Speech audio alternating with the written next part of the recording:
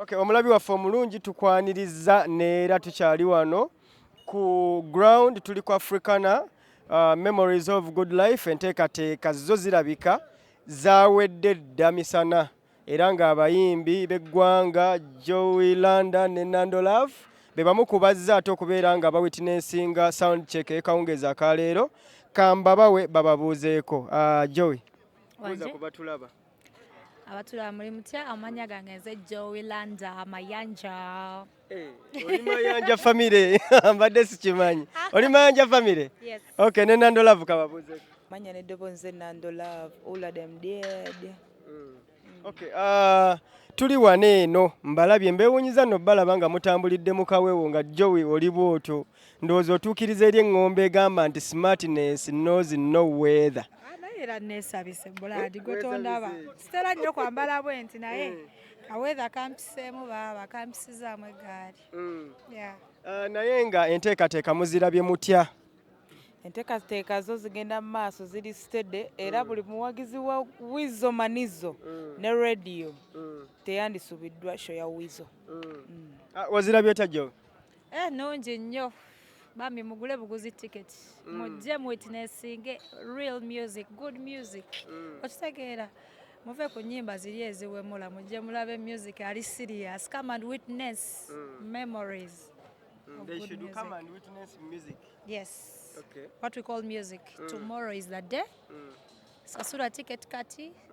Abamu basasulira online oba keera bukeezi bagambye gate by ssaawa 8 zigenda beera open. So yangu oleme tula mabega. Ebbanga lyembasinkanye sibabuuzangako naye engeri gye tuli ku Memories of Good Life kambabuuze what you remember about the late Bazze radio.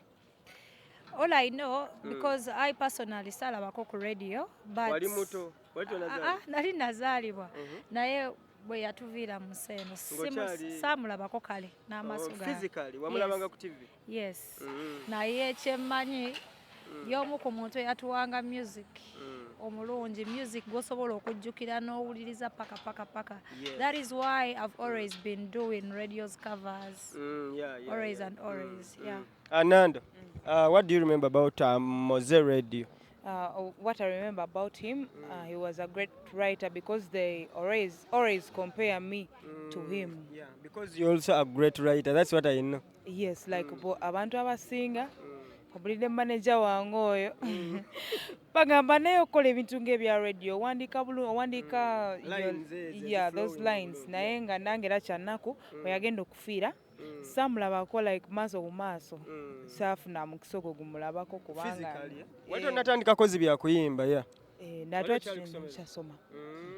Bazze radio we yafiira we twategeerera nti yawandiika nnyo ennyimba nga ziwandikiranga ba Spice Dana n'abayimbi abalala bangi be yawandikiranga ennyimba n'azibagabira ne baziyimba oluusi ne bazifunamu akasente.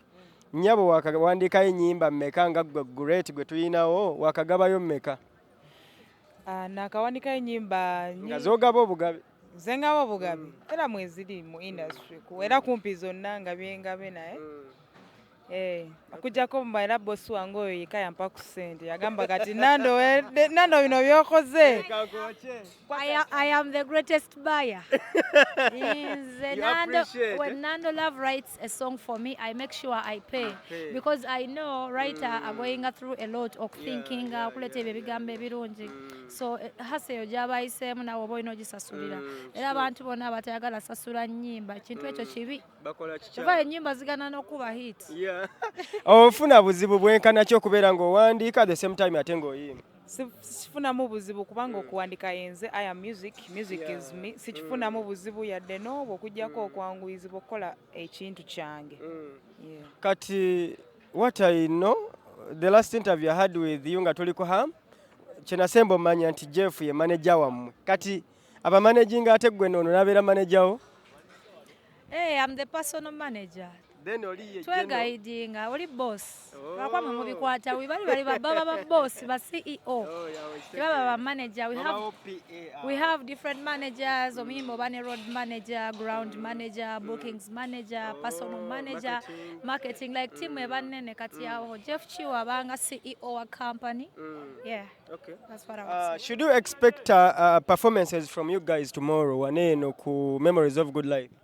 ebintu byengugamba obibuusa maaso otyo naye enkya kinkugamba tujja wano ne Jowy Landa tosubwa osimosisi osimosis ne ba ex abafunamu ku ssente n'abadde abatannafunamu mujje you're gonna experience music buli kika kya muyimbi ogenda kirabawo naye nga basically ekikulu tuze kulaba Weasel Manizo and listening to radio's music era ffe tumala oyimba tebo yaffe wali tugenda tuula tukole ki mwaguze tebo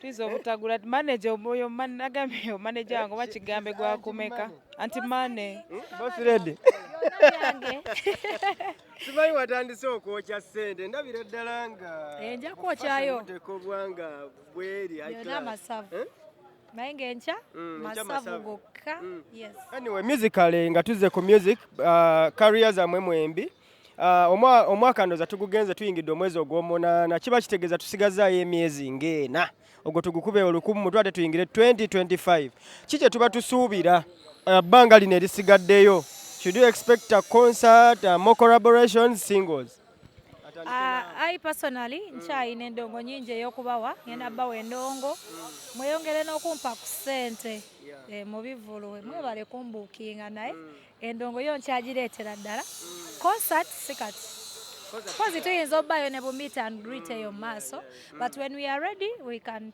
put up something big. Okay. Nando tubuulire so far ebbanga erisigadde ery'omwaka 2024 tutambudde tubuulire paati yo tulina ebiso ebijjaawo bigambwe kuba ffe tusiba mu studio kati ate ojje weegendereza ebintu Nando Love byafulumya obadde tomanyi Nando Love just gendako ku YouTube channel byonna bibeera class naye nga tulina ebiso ng'omwaka tegunnaggwa yasi babeereko kyonjo kiki EPs albums lwaki muta singles like sinnalaba nnyo nga mwettanira mu kuteera awamu music like nga singles nogamba nti no kante EP oba nte album ndaba nnyo singles frequently kati ekizibu ate bwe tunaataba EP oba album manyi ffe twagala nnyo ensi yaffe Uganda n'abayimbi baffe tuba tubabalirira kati ngamba Nando Love nte ennyimba 6 oli agenda yitawa kuba zonna ziba solidi zibanka bakompitita oba olina obasaasiramu n'obagamba omanyi nabo nobawakugaapu yokuta mwebezo solaba nga ate musaasira bakompitita abasigadde bakubulizaayo mu ttaka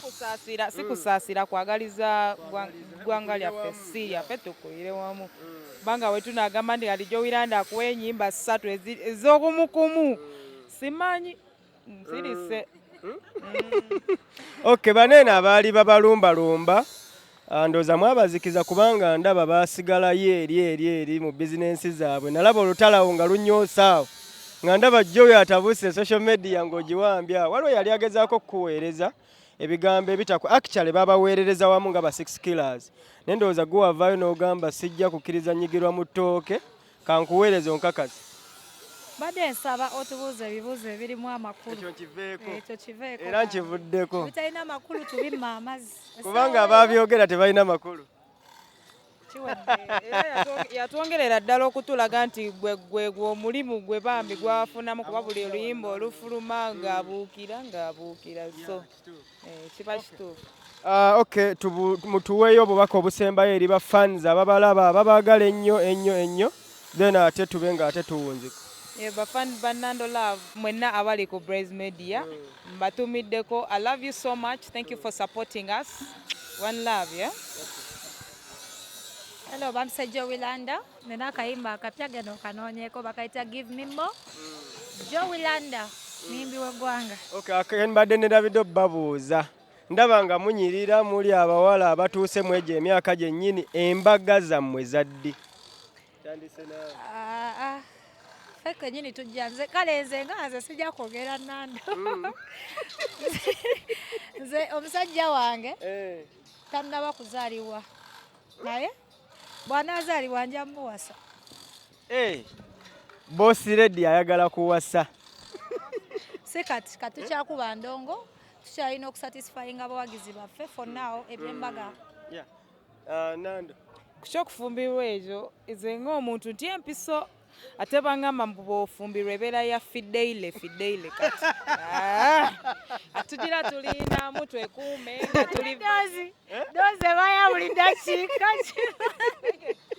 buno bangamba mbu bw'ofumbirwa buli kiseera buli lunaku omusajja aba mulwadde ngo nomuwaddosi kati tugira tubeera kuwola nti whatever virgin to serving abafumbo bakwano bange bennina abakulu ava peace yabigamba ava peace tati oba Rachel tonomanya ava peace tati ampiso awula nange empiso zitya ndowooza ezo eza buli lunaku. Okay, tweyanzizza mwebale kubeera nga mubaddeko nga tunyumyako n'abalungi betuyinawo abakwatiridde industry kweno kugina emyaka gyaffe egyabali bali kuba naye mbasussemu bali ba high schoolers bakampasa n'aba nze bwe mpezeza emyaka 3 ono nimulidde wali ng'ayogera alina emyaka 22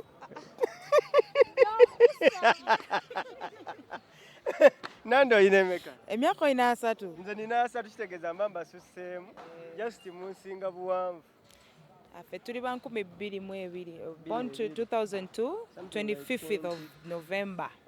22? Yes. Yes. Okay, thank you so much. You're welcome.